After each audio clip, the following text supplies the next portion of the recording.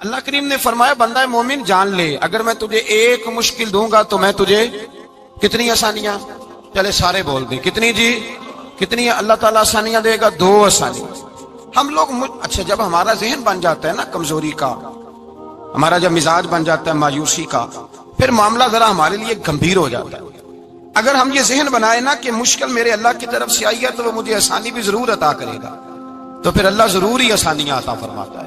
اور جو مشکلات زندگی میں آتی ہیں نا، حضرت مولا علی شیر خدا رضی اللہ تعالیٰ عنہ کا بڑا خوبصورت فرمان ہے۔ حضرت علی فرماتے ہیں جب تجھے مشکل آتی ہے تو وہ تجھے رب کا پتہ بتانے آتی ہے، وہ تجھے اللہ کا پتہ بتاتی ہے۔ اس لیے کہ جب تو سارے اسباب کر لیتا ہے، جو ضرورت ہوتی ہے پوری کرتا ہے، تندرست ہو کے وہ کام کرتا ہے، پھر بھی کام نہیں ہوتا، تو اس کا مطلب ہے کرنے والا تو نہیں، کرنے والا کوئی اور ہے، جو کام کرنے والا کوئی اور ہے۔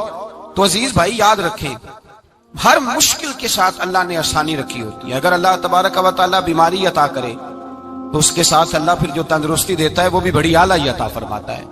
اگر اللہ کبھی غربت دے تو پھر اس کے بعد جو اللہ تعالیٰ آسانی دیتا ہے وہ بھی بڑی اعلیٰ عطا فرماتا ہے۔ اگر کہیں سے آپ کو دکھ ملتے ہیں تو پھر جب سکھوں کا وقت آتا ہے تو پھر گنے نہیں جاتے۔ یاد رکھیں مشکلات کے پہلو میں آسانیاں ہوتی ہیں، اور جس آدمی کو مشکل آتی نہیں، میرے نبی کریم سید عالم صلی اللہ علیہ وسلم نے فرمایا مومن کو جو مشکل بھی آتی ہے اللہ اس کی برکت سے اس کے گناہوں کو معاف فرما دیتا ہے، اللہ اس کی برکت سے اس کے گناہوں کو معاف کرتا ہے۔ یہاں تک کہ حضور نے فرمایا میرے مومن کو کانٹا بھی چبھے تو اللہ تعالیٰ اس کی مشکل کو آسان فرما دیتا ہے۔ 2 بزرگ بیٹھے تھے، ایک حضرت احمد رحمت اللہ علیہ اور ایک حضرت شرف الدین منیری رحمت اللہ علیہ۔ تو حضرت شرف الدین منیری کہنے لگے کہ دوست اصل میں وہ ہوتا ہے جو دوست کی طرف سے آنے والی تکلیف پر صبر کرے، جو اللہ کی طرف سے آنے والی تکلیف پہ صبر کرے وہ اللہ کا محبوب ہوتا ہے۔ تو حضرت احمد فرمانے لگے نہیں مجھے تیری بات کی سمجھ کوئی نہیں آئی، صبر کرے وہ اللہ کا دوست ہے، مصیبت پہ صبر کرے۔ تو کہا جناب پھر اگر نہیں سمجھ آئی تو آپ بتا دیں اللہ کا دوست کون ہے؟ تو آپ فرمانے لگے جو محبوب کی طرف سے آنے والی مصیبت کو اس کا تحفہ سمجھ کے قبول کرے وہ اصل دوست ہوتا ہے۔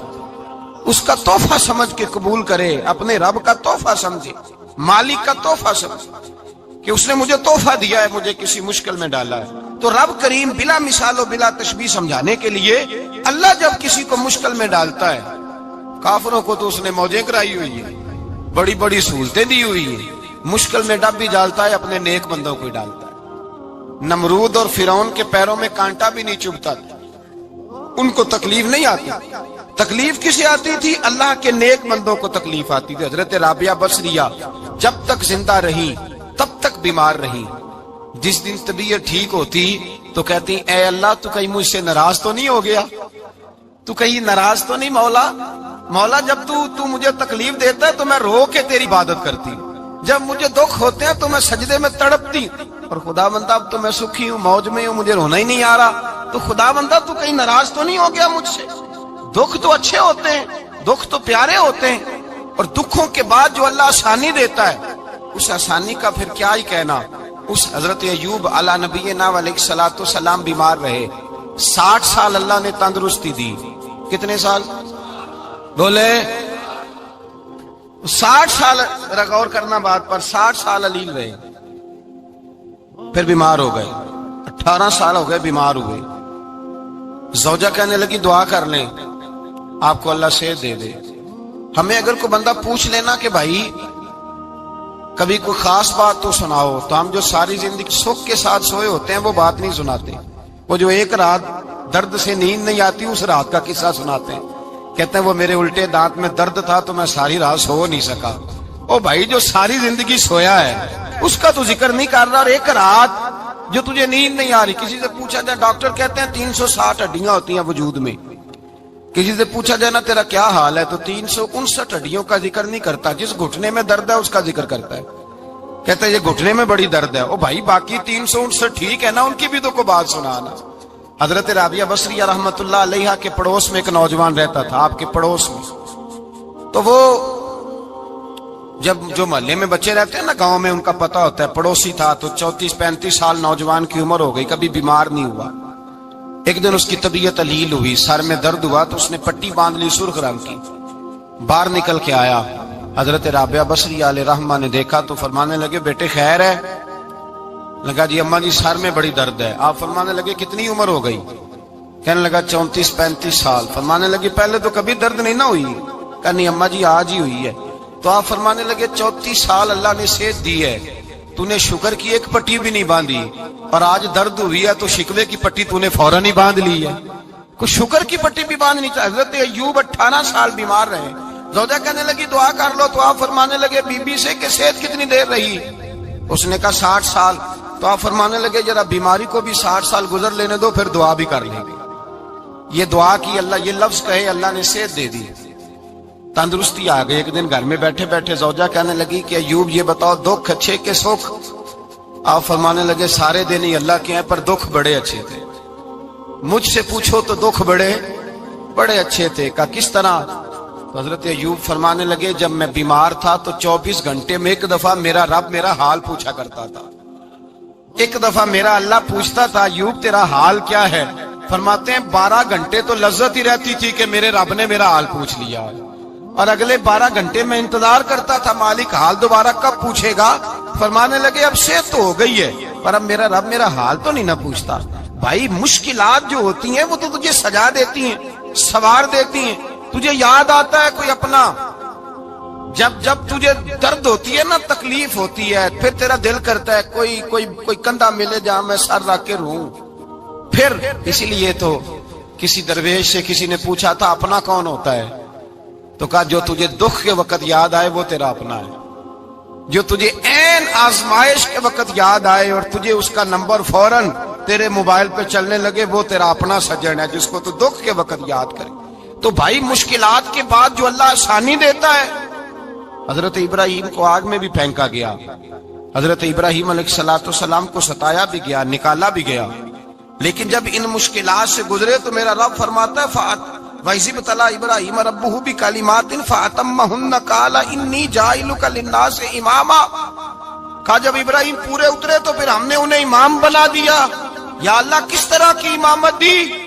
فرمایا میں نے اتنی اعلیٰ شان عطا کی ہے کہ اپنے لاڈلے رسول کو جناب ابراہیم کی نسل میں پیدا فرما دیا ہے، میں نے مصطفیٰ کو ان کی نسل میں پیدا کر دیا، قیامت تک کے لیے ان کا وقار بڑھا دیا۔ اللہم صلی علی محمد وعلی آل محمد کما صلیت علی ابراہیم وعلی آل ابراہیم، ان کی عظمت بڑھا دی، اس لیے کہ جب وہ آزمائش سے گزر کر کے آئے پھر جو آسانی دی۔ میرے نبی پاک صلی اللہ علیہ وسلم نے دین ابراہیمی کی بہت ساری چیزوں کو رکھا، کہا میں ملت ابراہیمی پہ ہوں۔ جب کوئی مشکلات کو عبور کر کے آتا ہے، جب کوئی تکلیفیں سہ کر کے آتا ہے، اس کے لیے جو اجر ہوتا ہے، اس کے لیے جو پھر اللہ کتنی ذرا بڑی توجہ کیجئے گا۔ لوگ سمجھتے ہیں فلاں آدمی مشکل میں ہے تو شاید مشکل میں ہی رہے گا، فلاں آزمائش میں ہے تو شاید میرا اللہ فرماتا ہے ایک مشکل دے کے میں 2 آسانیاں بھی دوں گا۔ تم مشکل دیکھ رہے ہو، مشکل نہ دیکھو، وہ جو اس کو بعد میں آسانی آنے والی ہے، اور ڈبل جو میں اس پر نعمت کرنے والا ہوں اس کو دیکھو۔ حضرت یوسف کو بھائیوں نے کنویں میں ڈال دیا تھا، اور جب کنویں سے نکلے تو مصر کے بازاروں میں بکے، اور پھر زلیخا نے الزام لگایا تو حالات بگڑ گئے، حضرت یوسف کو جیل جانا پڑا۔ کتنی کٹھن زندگی تھی، لیکن میرے مالک کو کچھ اور ہی منظور تھا۔ کنویں میں گرنے والے، بازار میں بکنے والے، جیل میں جانے والے، الزام لینے والے جناب یوسف کو رب کریم نے اسی مصر کا بادشاہ بنا دیا، اللہ پاک نے اسی مصر کا حکمران بنا دیا۔ یاری تیری سونا پر ازمیشاں تیریاں اگ، اے سونا پرکھیا جاوندائی پہلو نال اگاں دے لگ، اس کے لیے تھوڑا سا جتن کرنا پڑتا، تھوڑے کٹھن حالات سے گزرنا پڑتا، تھوڑی آزمائشوں کا روپ دیکھنا پڑتا۔ ہم چاہتے ہیں کہ ہمیں چھیڑے کوئی نہ کوئی تکلیف نہ آئے، کوئی آزمائش، یہ ہو نہیں سکتا میرے بھائی۔ نامی کوئی بغیر مشقت نہیں ہوا، 100 بار جب عقیق کٹا تب جا کر نگی ہوا۔ ہم چاہتے ہیں کہ ہمیں کچھ بھی دقت نہ آئے، مشکلات نہ آئے، اور مشکلات تو انسان کو سنوارتی ہیں بھائی، وہ تو نکھارتی ہیں۔ کبھی پوچھا کرو جا کر کے کسی گندم کے دانے سے کہ تو کہاں سے ہو کے آیا ہے، کہاں سے نکل کے آیا ہے، تو وہ بتلائے گا کہ بڑے مشکل مراحل سے گزرا ہوں، اور پھر اللہ نے مجھے طاقت دی ہے کہ میں انسان کے وجود کا حصہ بنا۔ تو بھائی کٹھن مراحل، آزمائشیں، تکلیفیں، یہ انسان کو بڑا انسان بنا دیتی، یہ اس کے لیے ترقیوں کا پیش خیمہ ہوتی۔ ہمارے جمال پریشان ہو جاتے ہیں، عورتیں خاص کر کے اس بات پہ توجہ کریں، وہ بڑی جلدی غم لے جاتی ہیں، وہ کہتی ہیں جانے میرا کچھ ہوگا ہی نہیں، جانے میرا کچھ ہو ہی نہیں سکتا۔ میرے بھائی درجنوں اور بیسیوں لوگ ایسے ہیں جن کی اولادیں نہیں تھی لیکن نام ان کا ان سے بھی زیادہ ہے جو بڑے بڑے صاحب اولاد۔ حضرت عبداللہ مزنی حضور کے غلام تھے، قبیلہ مزن کے رہنے والے، والد فوت ہو گئے، چچا نے پالا تھا، اسلام قبول کر لیا۔ چچا اسلام کا بڑا دشمن ہے، حضور کا نام آئے تو جلال کرتا، حسد اور بغض میں جل جاتا، بڑی اسلام کے ساتھ دشمنی اور عناد رکھتا ہے۔ حضرت عبداللہ کہتے ہیں پہلے تو میں عشق رسالت کو دباتا رہا، پھر یہ چنگاری شعلہ بن گئی، پھر کہ یہ ہلکا سا جذبہ سمندر اور صحرا کا روپ دھار گیا۔ فرماتے ہیں ماں تھی اور میں تھا، میں گیا جا کے چچا سے کہا میں نہیں رہ سکتا۔ کہاں جائے گا؟ تو میں نے دھیمے لہجے میں کہا میں مدینے جاؤں گا، اب میں رسول اللہ کے مدینے جاؤں گا، اب میرا گزارا نہیں ہوتا، اب میں جاؤں گا۔ کہتے ہیں چچا کہنے لگا اچھا تو وہاں جائے گا؟ تجھے میں نے پالا، میں نے پوسا، وہ مکان میں نے تجھے بنا کے دیا، تیری جیب میں جو پیسے ہیں میرے دیے ہوئے ہیں۔ کہتے ہیں میں نے کہا چچا میں سارا کچھ سوچ کے آیا ہوں، مکان بھی تو رکھ لے، پیسے بھی رکھ لے۔ کہتے ہیں اس نے ہر چیز رکھوا لی۔ جب پلٹنے لگا تو چچا کہنے لگا جو کپڑے تو نے پہنے ہیں یہ بھی میں نے خرید کے دیے تھے۔ حضرت عبداللہ فرماتے ہیں میں نے وہ کپڑے بھی اتار کے دیے، برہنہ حالت میں میں ماں کے پاس گیا اور میں نے کہا اماں میں پہلے بھی تو ننگا پیدا ہوا تھا، تو نے ہی کپڑے پہنائے تھے، میرا پھر بدن ننگا ہو گیا ہے، کپڑے دے دے۔ کہتے ہیں 2 بیبیوں والے کپڑے اماں نے دیے، ایک میں نے تامت باندھ لی، دوسرا اوڑھ لیا اور مدینے پہنچا۔ کہتے ہیں جب میں ٹھنڈی رات مدینے پہنچا تو کالے رنگ کے حبشی غلام حضرت بلال دودھ کا پیالہ لیے کھڑے تھے، ہاتھ میں کھجوریں تھی، کمبل تھا، کہنے لگے آجا آجا۔ مصطفیٰ نے فرمایا تھا قبیلہ مزن سے میرا غلام آ رہا ہے، میں ساری رات سے تیرا انتظار کر رہا ہوں۔ حضرت جناب سیدنا عبداللہ رضی اللہ تعالیٰ عنہ فرماتے ہیں میری مشکل آسان ہوئی، فرماتے ہیں مجھے مدینے میں اعزاز مل گیا، مجھے عزت مل گئی، ہر آدمی میری قدر کرنے لگا۔ گویا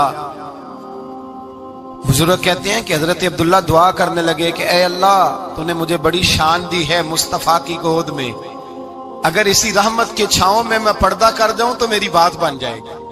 حضرت عبداللہ کا وصال بھی رسول اللہ کی گود میں ہی ہو گیا، گود میں نہ کوئی رشتہ دار، نہ کوئی تعلق دار، نہ کوئی ہمسایا اپنا، نہ کوئی چچا، نہ کوئی ماموں، شہر میں تنہا اسی کسے دے کچھ نہیں جے لگ دے تے نہ کوئی ساڈا دردی، تنہائی۔ جنازہ اٹھا تو اٹھانے والے کون ہیں؟ ابو بکر صدیق، فاروق اعظم، عثمان غنی، مولا علی، حسنین کریمین جنازے میں شامل۔ میرے رسول پاک صلی اللہ علیہ وسلم نے جنازہ پڑھایا، دیکھو مشکل کاٹی تھی تو آسانی کا رنگ دیکھو، آسانی کا انداز دیکھو۔ حضرت سیدنا ابو دردہ رضی اللہ تعالیٰ عنہ ارشاد فرماتے ہیں مدینے میں رواج تھا کہ جب قبر میں اتارنے لگتے تھے تو قریبی رشتہ دار اتارا کرتے تھے، پر عبداللہ کا تو رشتہ دار ہی کوئی نہیں تھا مدینے میں، کون اتارے؟ فرمایا جب قبر میں اترنے لگے تو حضرت ابو بکر صدیق اور حضرت عمر فاروق اتر گئے کہ ہم قبر میں اتارتے ہیں۔ رسول اللہ نے فرمایا تم باہر نکلو، تم کیوں قبر میں گئے ہو، باہر آؤ۔ کہتے ہم باہر آئے تو اللہ کے رسول اندر گئے، فرمایا کون کہتا ہے اس کا کوئی نہیں، میں جو موجود ہوں، کون کہتا ہے کوئی نہیں؟ فرمایا رکھو میرے ہاتھوں پہ۔ کہتے ہیں حضور کے دست مبارک پہ رکھا اور باہر کھڑے ہم رشک کرنے لگے کہ واہ اللہ تیرا آسانی دینے کا رنگ، آسانی۔ اس نے مشکل برداشت کی تو رب نے مصطفیٰ کے قدموں میں آسانیاں عطا فرمائی، پسے اور حضور نے قبر میں رکھا، نبی پاک نے۔ میرے دادا مرشد کہتے ہیں عشق سرکار کی ایک شمع جلا لو دل میں، بعد مرنے کے قبر میں بھی اجالا ہوگا۔ اور میرے اعلیٰ حضرت فرماتے ہیں لحد میں عشق رخ شاہ کا داغ لے کے چلے، لحد میں عشق رخ شاہ کا داغ لے کے چلے، اندھیری رات سنی تھی چراغ لے کے چلے۔ اور بیدم شاہ بارسی تو حد کر گئے، کہنے لگے پسے مردن، بعد مرنے کے پسے مردن فرشتوں نے جو تلاشی لی تو کیا نکلا؟ فقط ایک دل کے گوشے سے خیال مصطفیٰ نکلا، فقط ایک دل کے گوشے سے خیال۔ اور کامل پیرو نہ دے باہو قبر جنا دی جیوے۔ میرے بھائی نبی پاک صلی اللہ علیہ وسلم کے ساتھ وفا کی تنگی دیکھ کر دقت ساتھ دیا. مکہ مخالفت کرتا تو جناب فاطمہ حضور کا خیال رکھتی. فاطمہ بنت اسد بڑا پیار کیا, بڑی محبت کی مولا علی کی والدہ نے, ہر دکھ ہر تکلیف کاٹی, لیکن رسول کائنات صلی اللہ تعالی علیہ وسلم کا ساتھ نہ چھوڑا. اور یہاں تک روایات میں ملتا ہے کہ جناب فاطمہ الزہرا جب بیعہ کے ان کے گھر گئی تو باہر سے سودا لا کے دیتی. حضرت فاطمہ سے بڑا پیار کرتی, بڑی محبت, مشکلات میں ساتھ دیا. جب وصال ہوا تو فرماتے ہیں کوہرام مچ گیا مدینے میں. لوگ منتیں کرتے تھے کہ حضور کا ایک بال مل جائے تو قبر میں بخشش کا سامان ہو جائے گا. رسول پاک نے فرمایا جب جناب علی کی والدہ کو غسل دے لو تو کفن پہنانے سے پہلے میرے پاس آنا. کہتے ہیں جب غسل دے لیا تو عرض کی حضور غسل ہو رہا ہے, کفن کا کیا کرنا ہے؟ حضور اندر گئے, قمیض بدلی اور جو کرتا پہنا ہوا تھا اتار کے دیا. فرمایا وہ علی کی ماں نہیں میری ماں ہے, اس نے میرے لیے بڑی تکلیفیں سہی ہیں, بڑی مشکل دیکھی ہے. فرمایا اس طرح کرو میرے کرتے میں اسے کفن دو.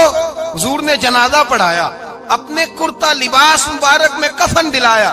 پھر جب وہ دفن ہوئی تو حضور قبر پہ کھڑے ہوئے, کھڑے ہو کے فرمایا اے اللہ اپنے سارے نبیوں کے وسیلے سے اور میرے وسیلے سے میری اماں کی بخشش فرما دے. پھر جو آسانیاں ملی ان لوگوں کو تو ان کی قبروں تک آسانیاں ملی, پھر ان کو قیامت تک کے لیے آسانیاں ملی جنہوں نے مشکلات کو دیکھا. اور بھائی جو سوئے رہے, جو آرام کرتے رہے, جنہوں نے مناسب ہی نہ سمجھا کوئی کٹھن مرحلہ طے کرنا, جنہوں نے کہا نا نا نا نا ہم تو سکھ کے ساتھی ہیں, ہم تو سکون کے ساتھی ہیں, بھائی ہم تو سلوٹ کے ساتھی ہیں, جب موجیں لگے گی تو دوڑ کے پہنچیں گے, کہیں گے ہمارا بھی تعلق بنتا ہے, ہماری بھی رشتہ داری ہوتی ہے, ہمارے بھی رابطے ہوتے ہیں, پھر دوڑ کر کے پہنچیں گے. اصل ساتھی وہ ہوتا ہے جو دکھ کا ساتھی ہوتا ہے, آزمائش کا ساتھ, مشکلات تجھے اونچا اڑاتی. حضرت سلمان فارسی کہتے ہیں میں نبی پاک کی تلاش میں نکلا تھا, حضور کی تلاش میں نکلا, اور میں نے کئی سال حضور کو ڈھونڈا. کبھی ایک دروازے, کبھی ایک دروازے, کبھی دوسرے دروازے, کبھی تیسرے دروازے. فرماتے میں شہزادہ تھا پر بکتا بکاتا مدینے آیا. میں نے نبی پاک کی تلاش میں یہودیوں کی غلامی بھی کی, تیری تلاش میں پھرا میں جنگل پہاڑ اور دشت میں. فرماتے ہیں بڑی تکلیف کاٹی, بڑی آزمائش دیکھی, لیکن اس دن مجھے سارے دکھ بھول گئے. اس دن میری ساری تکلیفیں آسانیوں میں بدل گئی جس دن میرے نبی نے میرا بازو تھام کے کہا سلمان منا اہل البیت. فرمایا سلمان کو تو میں نے اپنی اہل بیت میں شامل کر لیا ہے. فرماتے اتنی بڑی فضیلت کہ میں رسول اللہ کے خاندان میں جا شامل ہوا. تو بھائی یاد رکھیں جب آپ کو مشکل آتی ہے تو آپ کو آسانی دینے کے لیے آتی ہے, جب آپ کی طرف کوئی آزمائش آتی ہے تو آسانی دینے. یہ بات صحیح ہے کہ بیٹیاں پیدا ہونے پہ مشکل ہوتی ہے, ان کے نصیبوں سے ڈر آتا ہے, پر جتنی آسانی اللہ بیٹیوں کے باپ کو عطا کرتا ہے اور جتنی رحمت رب بیٹیوں کے باپ پہ فرماتا ہے اتنی بھی کسی اور کے حصے میں نہیں آتی. اس میں شک کوئی نہیں کہ بوڑھے ماں باپ کو جب سنبھالنا پڑے تو مشکل ہوتی ہے. بوڑھوں کی طبیعت بچوں جیسی ہو جاتی ہے, دقت ہوتی ہے, آزمائش ہوتی ہے, ان کی بات سننا بعض اوقات کڑوا لگتا ہے, ان کی فرمائشیں بعض اوقات بچوں کی طرح ایسی ہوتی ہیں جو حل نہ ہو سکیں. لیکن یہ وہی ماں باپ ہیں جن کی نوکری کے بارے میں میرے مصطفیٰ نے فرمایا اگر تو ایک رات انہیں خوش کرنے میں کامیاب ہوا تو اللہ 2 حج اور 2 عمرے کا ثواب عطا فرمائے گا. اس میں شک نہیں کہ بہت سارے کام مشکل ہوتے ہیں, کٹھن ہوتے ہیں, آزمائش والے ہوتے ہیں. اس میں کوئی شک نہیں کہ اس دور میں دین کا کام بڑا مشکل ہے, دعوت و تبلیغ کا سلسلہ بڑا کٹھن ہے.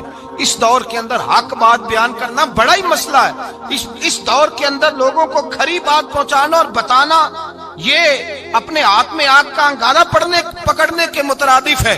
لیکن میرے مصطفیٰ نے فرمایا تھا اس دور میں جب فتنہ ہو من تمسک بسنتی ان دا فساد امہ فلہ اجر 100 شہید. فرمایا اس دور میں جب آزمائشیں آ جائیں, تکلیفیں آ جائیں, اس دور میں جو میری سنت پر عمل کرے گا, رسول پاک کا وعدہ ہے اللہ ایک سنت پر عمل کرنے والے کو 100 شہیدوں کا ثواب عطا فرمائے. اللہ 100 شہیدوں کا درجہ دے گا اسے. تو بھائی جس قدر مشکل زیادہ اس قدر آسانی بھی, اس قدر اجر بھی زیادہ.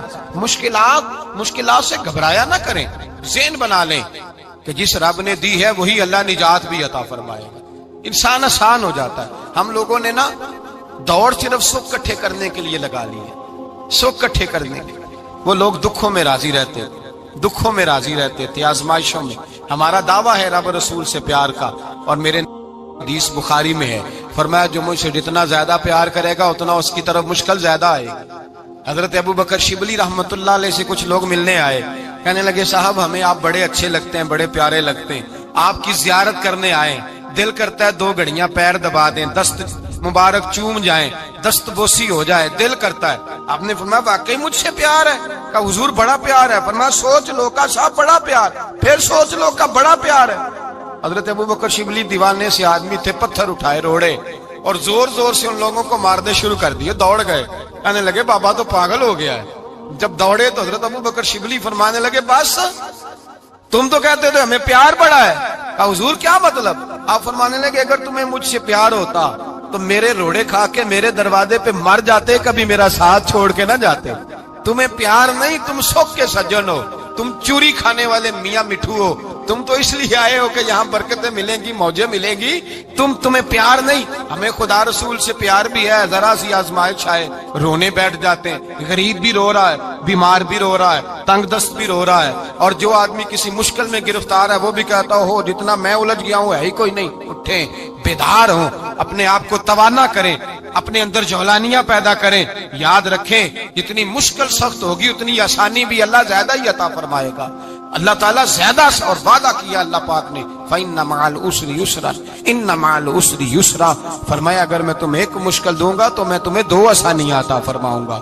अल्लाह ताला डबल आसानी देता है अगर किसी पर मुश्किल डालता है। अपने आप को कमजोर ना करें, ज़हन बनाए दुख सहने का, मिजाज बनाए तकलीफ बर्दाश्त करने की, फिर ये मुश्किल नहीं होगा, फिर आसानी से बंदा गुजर जाएगा।